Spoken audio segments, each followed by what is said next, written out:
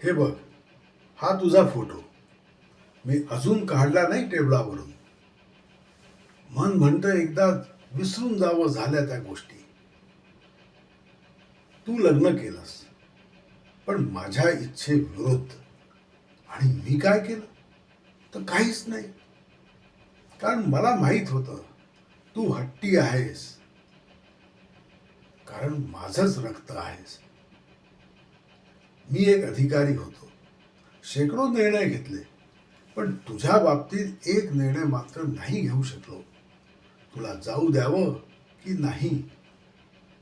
कारण त्यावेळी मी एक बाप होतो, अधिकारी नाही.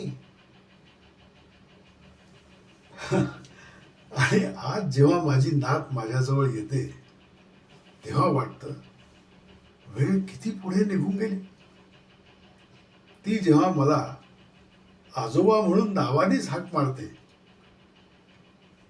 तेव्हा माझ्या मनात फक्त एक शब्द घुमतो, तो म्हणजे बाबा. जो त्यावेळी पण तुझ्याकरताच होता आणि आजही आहे.